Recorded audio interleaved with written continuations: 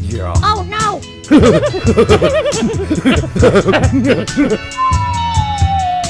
Matt, what the hell was that? Wasn't me, coach. Welcome to the straight red card. Get off our lawn.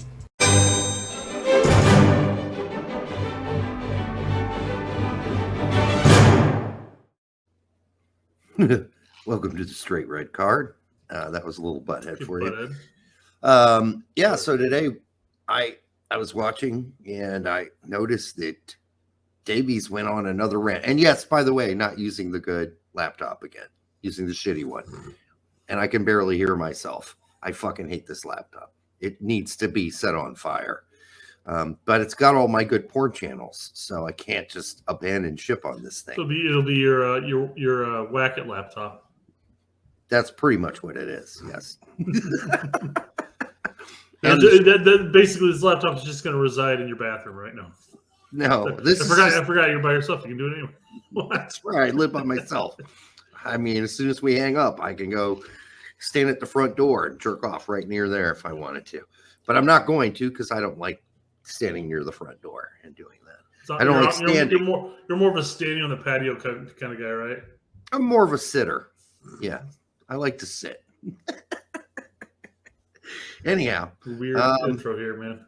Yeah. All right. So Davies went on this fucking rant. Now we already showed you one yesterday, but this one got even more specific, and it just echoed everything we've been saying for a year, like to a T. So we had to play this again, especially about the irritating responses for me from Jimmy, as if he doesn't understand. I mean, he acts like he understands what Davies is saying, but he doesn't seem to grasp it completely, because then he's like, well, we already do some of that. I mean, Acosta plays. No, Acosta does not play. Yeah, Acosta does not play a double. He's not part of a double pivot, which is what Davies is saying we need to do. So anyhow, let's let Davies rip. I mean, they all were around during the Bob Bradley era. They should know what a double pivot is. You would think. All right. But, Jimmy doesn't think back then. He didn't think formations mattered. So there you go. Well, that always comes up. Yes. You knew I was coming in hot because we talked about seeing a team with an identity, still 0-0. I'm sorry. I'm stopping early here. I hate that the concept. He wasn't bringing it up as the concept itself, but we have to find our identity. Who are we as a national team? It's stupid because we had an identity. Yes. And people decided to reinvent the wheel, starting with Klinsmann and working its way into Berhalter at this point. But Klinsmann gave up on that. Yeah. During the World Cup, he went back to our standard identity. Yeah, we had an identity. It was defend and then break out in that counter. Yep. I mean, and you can still incorporate possession into that if you need to. I mean, hell, Italy does that. You could play a mid block. You don't have to play a low block every time. But that was the thing. I remember when Klinsmann came into the picture, he's like, "Oh, we've got to find the American identity. We're going to reinvent this." Like, we had an identity, and you're fucking it up. You and stupid then German. Berhalter gets it. He's like, "Well, the fuck, there's no identity here, so we're just going to do what I want to do." Stupid German American. And I'm German American. It's just you can say that. That's your heartbreaking. Heartbreaking to watch all these dumb Germans fuck this up. Mm-hmm. Yeah. So we're already talking about identity. It's not like, I think what Gregg is trying to do is force an identity. Yes. That doesn't exist. And the players don't buy it either, by the way. Yeah. And we'll hear more of that from Charlie. I'm looking. I don't see one. If we're talking about it's not funny, Jimmy. They don't even know what our strengths are, because it's evident when someone gets on the ball, in particular a center back with time and space, they fucks it up and kicks it to the opposition. They sit, they look, they look. Yep. No movement. One option in front of you. It's taken. Well, I'm going to force it in anyway because the emphasis is playing short. I've got to stop it at some point. What? Why is Jimmy laughing at this? Maybe it's laughing because it's sad because it's true. Maybe, but to me, he's not laughing.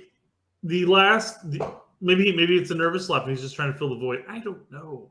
Either way, this is a great point because there was, at least in the last window, if I have to go back, last couple windows, there's been like limited to no off the ball movement. It's usually look for Adams or play it out wide and move it. I think maybe Jimmy might be laughing because this is so obvious and so true that it's absurd that he has to say this. And it's absurd we had to wait this long for one of these three guys to say this like this. It's absurd that we've been saying it for a long time. Year. Yes. And, and now we're finally hearing it. I'm glad we're hearing it. I mean, that was the bulk of all what Twitter was today. It was basically like, everybody like, I'm glad that people are finally jumping on board and saying what we've been saying for over a year. Not we as you and me, but we as a whole, the collective whole, us jerk offs who are collectively in a circle jerk. Well, guess what, buddy? Yeah. This hasn't been a circle jerk. This has been the circle jerk of truth. And now everybody else is figuring it out too. And everybody's done with giving a benefit of the doubt. Like, how long do you give the benefit of the doubt? Well, for a lot of people, they gave the benefit of the doubt for 3 years. Well, guess what? The World Cup's in 2 months. And the problem with everybody jumping on board now is that we're at a point where, in theory, assuming Berhalter doesn't get re-signed, Berhalter's got 1 more month left. If there's ever a time that the mainstream media as a whole, and I'm not using these three as the mainstream media in this sense, but the mainstream media as a whole can start getting critical, it's literally the last month of his tenure. It's too late now. Everybody should have been saying this months ago when we were struggling to qualify for the World Cup. And now it's too late. Mm-hmm. Like, this makes no difference now. This isn't going to make any difference. It's not going to bring John Brooks back. It's not going to bring Tim Ream into this lineup. It's not going to bring PFOC into this lineup. This pitching should have been done long ago. And it needed to be done at this sort of loud level. But I'm glad it's being done now because it's reaffirming what we've all been saying. And it reaffirms what Pete's been saying, what Tack's been saying, in many cases, what Jake's been saying. And there are no punches pulled in this. This is why I like this, and that's why we're watching it. Yeah. And one thing I'm hoping is that, again, not using these three as the example here, but the media as a whole will take a look. And you don't necessarily at the beginning of a tenure, if you don't like a manager. I know there's a bunch of people who didn't like Berhalter from the get-go and didn't want to give him a chance. I was very much at the very beginning saying, hey, guys, give him a chance. Let's see what he can do. I thought he might learn. But hopefully the bulk of the people who are constantly shitting on us and shitting on the community and the content creators and basically saying, you guys are toxic and this stuff, now that they're all kind of agreeing with what we've been saying, I'm hoping that moving forward, they can learn to be critical. I'm not saying they need to be, dickheads about it, but just being critical and pointing out the flaws. Yeah. You don't have to do a happy-go-lucky circle jerk in that sense. Your kids are being happy-go-lucky. Fucking dog just opened the door. She broke free. Now the door is open, so. All right. So this goes. I'm going to mute this for a second. Be right back. I'm going to close that door real quick. Okay. Oh, Lord. Thank God this isn't live. I mean, it says it's live, but it's not. All right, we're back. Okay, I can't hear you. You're muted. You are muted. You are muted. What? I know. I can hear you. All right. All right, let's go. We gotta move on with this. Otherwise, this is gonna be like a 40-minute show. You're telling me. Yeah. A nice little 5-yard pass to my center back partner. Who are you moving? If I'm the opposing team, I'm like, this is great. Look at just shuffle like this. This is a challenge. They're not moving us. If you have possession, we can all clap and go. Right. Go, if you have possession, the idea is to tire the other team out because you're forcing them out of position. Possession with a purpose. You're keeping them moving. You're passing lanes. You're making 1v2 situations. You're getting Christian Pulisic isolated. Where was that? There was nothing. And then on top of that, We could play P-Folk up there. We could play Sargent up there. We could play Pepe or Ferrer. It doesn't matter. Whoever's playing there has zero support. 100%. Yes. 100%. There was no support, which is why I've always been saying, since qualifying started especially, but Berhalter's system does not play towards the nines. He doesn't know how to work with them. He's like, I need you guys to do a lot of the shit work and get none of the reward. I mean, I know you're a striker and you're supposed to score, but I don't need you to score 5 goals. Yep. It's painful I'll to watch. take 1 goal.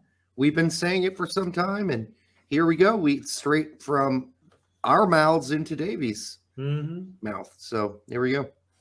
Well, there was Zero no support. Listen, And Chuck, none of there them was no central are- midfielders though. Yeah, Who's going to combine with them? regardless, they're on an island, and all our strikers in the pool, all of them, there is not one who can take the game by themselves.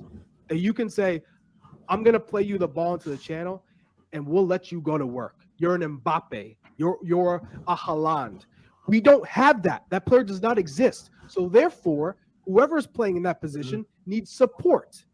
Yeah, and it's like we've been like Gregg seems to imagine we have the French national team at his fingertips. He does not. He does not. He can't. But he's just so fucking. I mean, even Filippo was saying it today on his show. Gregg's not going to change, and if Gregg changes, I will be the most shocked motherfucker in the world.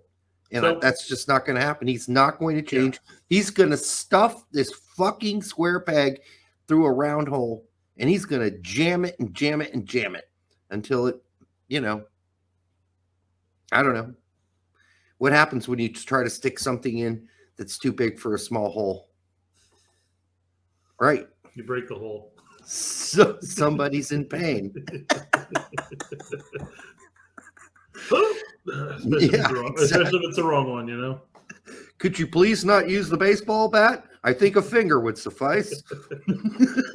Right. But I mean, to this point, because I know Jimmy even made the comment about, hey, that's going to some of that has to fall into the midfield. And looking at the former players we have here, we're talking about an attack and how we're attacking. And the only one making sense is the striker, because you know why? He's been in this position before. Yes. He's been on that island. He knows what it's like to not have any support. And he's like, this is not working. We need to change it. Yeah. So, I think Jimmy's being a very doofy center back right now. I don't think he's really understanding that the transition from the back four to the attack doesn't necessarily always have to go through the midfield.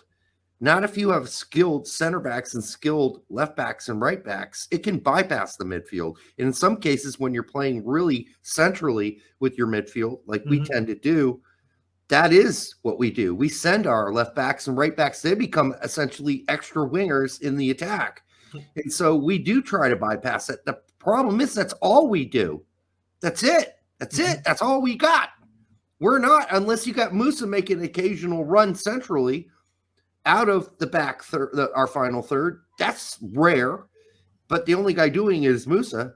Then you don't have many other options but to continue to force it out to the wings. So, and I think the issue we're coming across here is that when you have like a Death moving forward and you have a Jedi moving forward, is the way our top three are positioned.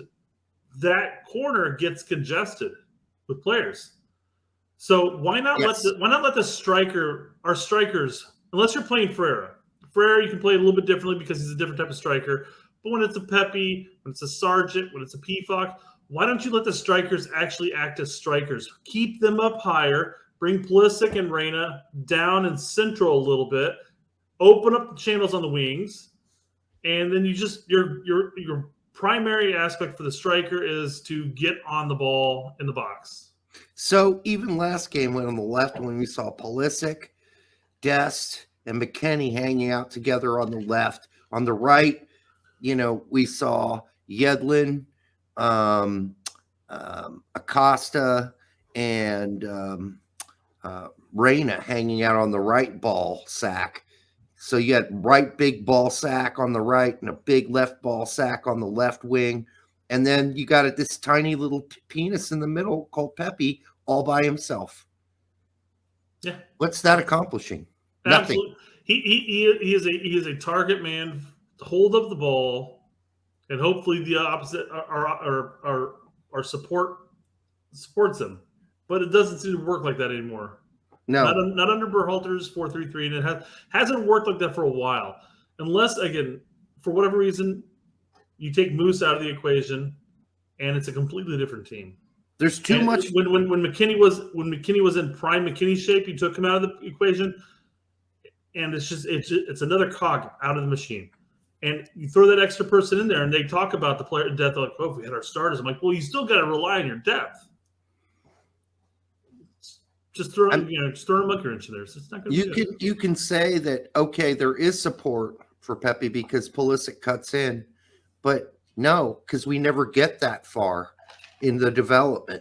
So it's always left ball heavy, testicle heavy, right testicle heavy, and then the tiny penis in the middle all by himself. We talked about Pepe against Saudi Arabia. Like 90% of the balls he touched were chest straps down. Yes. What's he going to do with that? He didn't do much with it. He couldn't. I mean, he may have let it, drop past it to another midfielder or played it out wide. But at that point, you might as well just throw another midfielder in there because he's not being a striker, and that's on Berhalter in that sense. Yeah. So back to the campaign right now before World Cup.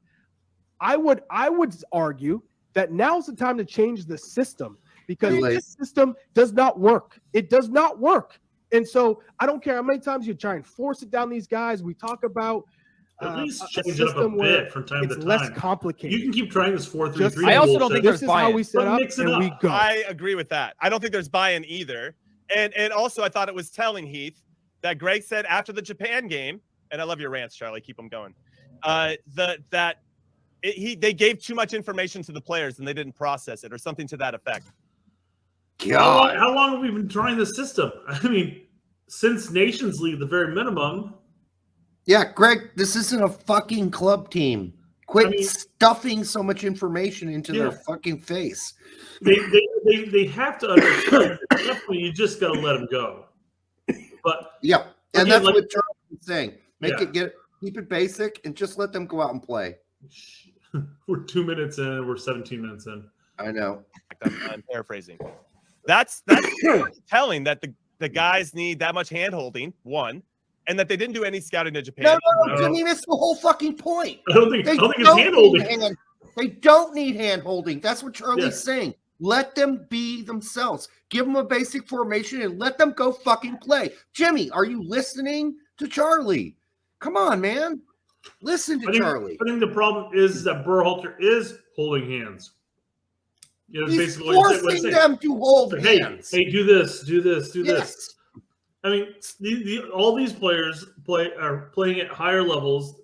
And I hate this argument like, oh, these players are playing at higher levels than Berhalter's, but they have an understanding of the game. They know how to play the game. They play for better managers at their club teams. Yeah, I understand this is a system that he wants to play, but this is not a club. And we played the Winalda clip during our live stream. The paraphrase basically is your job's not to teach. You're to evaluate the players, their skill sets, call up the best players that are going to win the match, and then just put them in the position to succeed. So the whole point here is that Gregg is taking a system that's so obvious and predictable, and by throwing all these tiny variables into it and giving all those notes to the players, he's making it even more fucking restrictive. Mm-hmm. His whole system, i.e. Brechtum, is just fucked up. It makes everybody play constipated. And then he gives them even more notes to deal with. And what are we dealing? We're dealing with jumping over mouse turds when we should be thinking about the mountain in front of us, not all the little mouse turds that we got to hop over. Nobody wants to step on mouse shit, but that's what Gregg's giving them. Mouse turd after mouse turd all over. and they got to jump over all these little mouse turds when we should be focusing on the major picture. Keep it simple. Give them a basic idea of what they need to do. Let them go out and be creative and climb the mountain. Don't give them turd after turd, pile of mouse turds that they need to focus on. So let's go to 6 minutes. We'll just skip. Okay, because I was going to say we're 20 minutes into this show, and I feel like we get the gist of Davies' rant. And I was just basically say let's cover a couple of points here. One more. Yeah, let's cover a couple of Davies' points here, and then we will say, hey, go to In Soccer We Trust and watch the whole thing, because Davies is hitting on the nail on the head right now. And so 6:15. 6:15. Yep. Last rant. And then it goes back to 20-30 minutes of nothing. It's like watching scripted TV. When you're watching the U.S. play, it looks like everything is pre-planned, and the opposition knows exactly what's coming. Here's how we're not surprised. They're not surprised because there's no creativity. We talk about creativity, but it's all the same things. They get it wide. FIFA, okay, here I go, cross, and the cross is lobbed up, and it's hopeful. Have you ever seen a cross? And you look at the lines of the players making runs. They're all on the same line. There's not a varied run, a hard near post run, a back post run, a penalty spot. So you have different options. They're all on the same line. Yep. What? That'll do it, Brett. Yeah. And you know what I heard when I heard him say scripted and all that shit that we've been saying? I heard us. I just heard us. I said, we've been saying that for a year. Yeah. No. I mean, Charlie, the one problem was with the crosses. Yeah, they're lobbed up, they're hopeful, and our guys are all lined up on the same line. That's not going to be very beneficial because not all crosses are going to be great by any means. But you know what? Our team's struggle bus is hardcore with crossing. Yeah. And it's usually because they take an extra touch and then they're forcing a cross before the defensive opposition gets a hold of them. But his point is, because we can't cross very well, you need to have players playing at different depths and on different planes. Because so you miss the near post guy and you end up hitting a fucking back post shot. Somebody's got to be there, and maybe he's running in late, or maybe he totally flubs it and it's straight to where the penalty kick spot is. Well, you got somebody there coming in late as well, but it has to be different levels. If we're all coming in the line at the same row, that gives you very little chance if that passes off to work. So anyhow, pray to God you have a midfield crash in the box at that point. Yeah.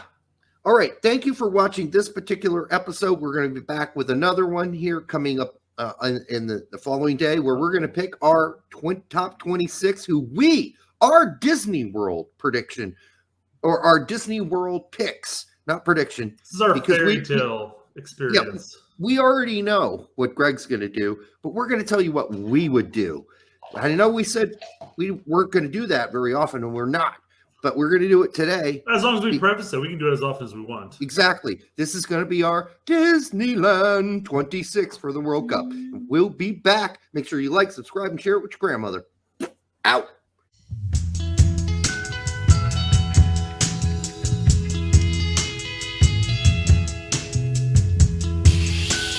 You're gonna do her. Yeah. Oh no!